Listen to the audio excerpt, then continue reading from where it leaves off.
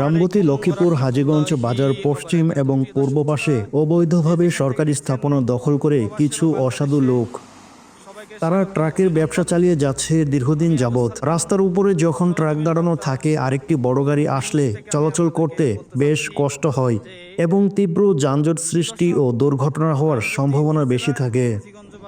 সে ঝুঁকিপূর্ণ নিয়ে চলছে দীর্ঘদিন যাবৎ রামগতির আলেকজান্ডার মহাসড়কের গাড়িগুলো। রাতের বেলায় 100টির অধিক গাড়ি রামগতি আলেকজান্ডার মহাসড়কের উপর দাঁড়ানো থাকে।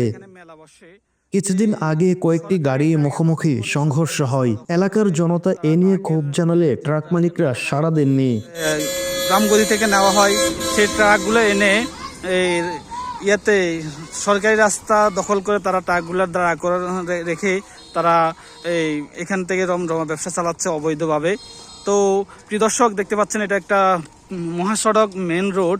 এই মেন রোডে দিয়ে প্রতিদিন হাজার হাজার গাড়ি চলাচল করে, শিক্ষার্থীরা চলাচল করে। তো প্রিয় দর্শক, যে এই অবৈধভাবে এই সরকারি রাস্তা দখল করে যে ট্রাকগুলো এখানে দাঁড়াই করে রাখে, সেটা সন্ধ্যা থেকে শুরু করে সকালে এবং দুপুরে যেই সময়ে আসা হয় এখানে দেখা যাচ্ছে যে ট্রাকগুলো দাঁড়াই করে রাখে। প্রিয় দর্শক, যে আমি প্রশাসনের দৃষ্টি আকর্ষণ করে বলছি যে এখানে অবৈধভাবে যে ট্রাকগুলো দাঁড়া করে রাখে সেটাকে সুব্যবস্থা নেওয়া হোক। যে এখানে অ্যাক্সিডেন্ট হওয়ার সম্ভাবনা বেশি থাকে, কারণ এটা হচ্ছে একটা মহাসড়ক।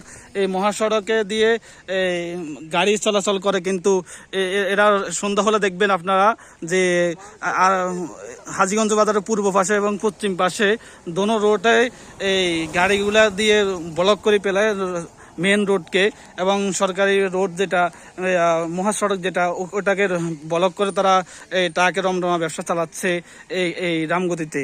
প্রিয় দর্শক, যে আপনারা দেখতে পাচ্ছেন যে এখনো পর্যন্ত আমি দেখতে পাচ্ছি এখন দুপুর 12টা বাজে, এখনো ট্রাক কয়েকটা রয়েছে।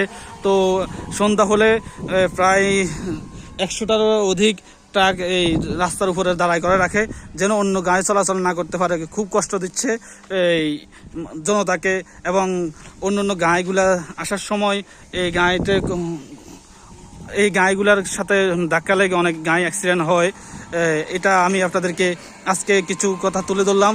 ইনশাল্লাহ সামনে আমি তুলে ধরবো, আশা করা যায়।